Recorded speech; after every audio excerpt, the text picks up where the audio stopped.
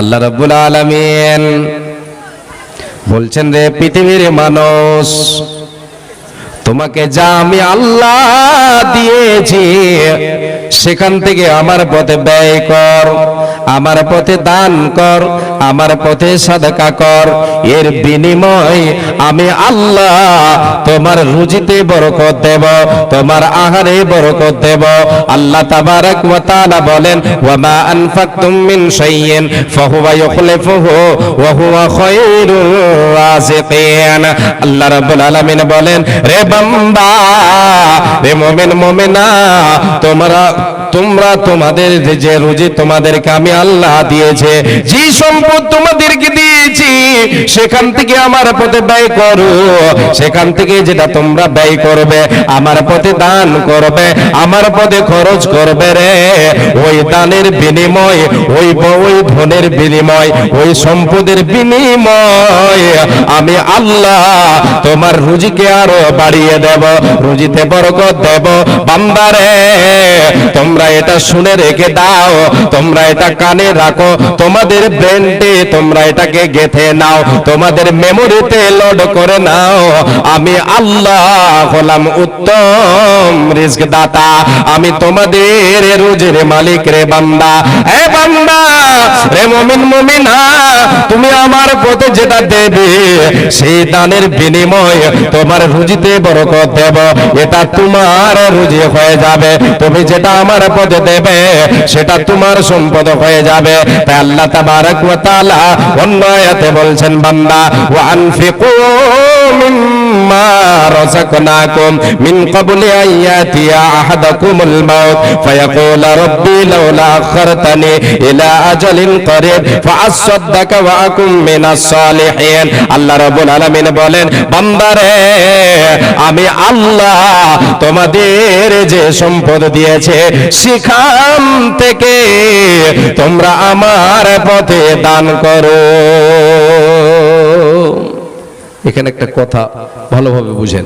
আল্লাহ বলছেন, যেটা তোমাদেরকে দিয়েছি, এর মানে তাহলে আমাদের কিছু ছিল না? ছিল, আছে, কিছু আছে, ব্যক্তিগত নাই।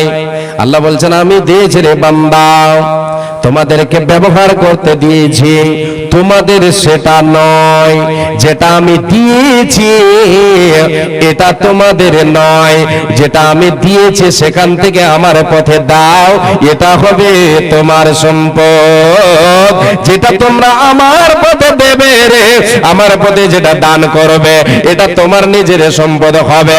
আল্লাহ রাব্বুল আলামিন বলছেন, বান্দা, আমি যে সম্পদ তোমাদের দিয়েছি, যেটা ব্যবহার তোমাদেরকে করতে দিয়েছে, সেখান থেকে আমার পথে দান করো, আমার পথে ব্যয় করো। মালাকুল মউত আসার পূর্বে, মালাকুল মউত আসার পূর্বে, যেই দিন তোমার সামনে মালাকুল মউত এসে দাঁড়িয়ে যাবে, তোমার সময় হয়ে যাবে, রে তোমার জীবনের যেদিন ঘন্টি বেজে যাবে, অ্যালার্ম সেট করা আছে তোমার জীবনে, যেই দিন ঘড়ি বেজে যাবে, যেই দিন রিংটোন বেজে যাবে, সেই দিন তোমার দম কবজ করে নেওয়া হবে।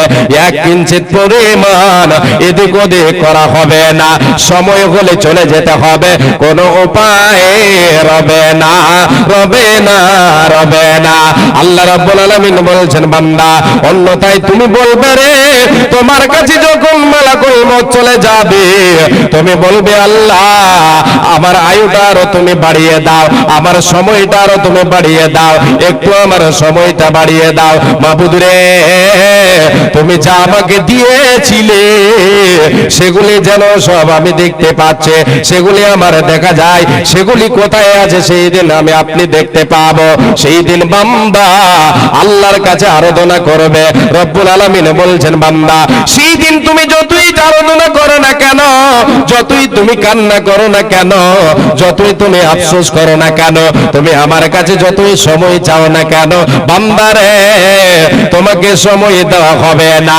তুমি বলবে, রব্বুল আলামিন আমাকে আমার আয়ুটা বাড়িয়ে দাও, আমি ওই সম্পদ তোমার রাহে দান করে, তোমার রাহে দান করে তোমার নেককার বান্দাদের অন্তর্ভুক্ত হয়ে যায়। রে আল্লাহর গোলাম, সেই দিন আমার আপনার সব থেকে যাবে পড়ে, যেটা আল্লাহর পথে দেব এটা আমার আপনার নিজের সম্পদ হবে।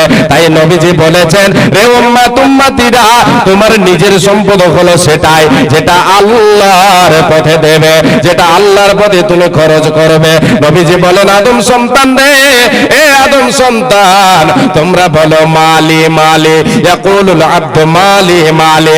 এ আদম সন্তান বলে, এটা আমার মাল, ওটা আমার মাল, এই গাড়িটা আমার, ওই বাড়িটা আমার, ওই জমিটা আমার, এই ব্যাংক ব্যালেন্স গুলি আমার, এই অট্টালিকা আমার, এই জমি এই বাড়িটা আমার, এই ফ্যাক্টরি আমার। বলো, নবীজি বলছেন তুমি আমার আমার বলো। কিন্তু আমি নবীজি তোমাদেরকে জানিয়ে দিলাম, তিন ধরনের সম্পদ হলো তোমার নিজস্ব। নাম্বার 1, মা আকালা ফাফনা আও লাবিসা ফাবলা আও আতাফা আক্তানা। বিশ্ব নবী বলেন, হে উম্মত, হে মুমিন মুমিনা, যেটা তুমি জীবনে খাবে, যেটা তুমি খেয়েছো সেটা হলো তোমার, যেটা তুমি খাবে সেটা হলো তোমার, যেটা তুমি পরিধান করবে সেটা হলো তোমার। নাম্বার 3, যেটা আল্লাহর পথে দুনিয়ায় বেঁচে আছো, আল্লাহর পথে জমা করে দিলে এটা হলো তোমার নিজের সম্পদ। হে আল্লাহর গোলাম, আমি আপনি আল্লাহর পথে, মনে করেন আল্লাহর পথে দিয়ে দিলাম এই মোবাইলটা, এতক্ষণ আমার পকেটে ছিল, আমি আল্লাহর পথে দিয়ে দিলাম, এটা আমার হয়ে গেল। এখন আমার পকেটে এটা আছে, এটা আমার নয়, আমার নয়। কার এটা?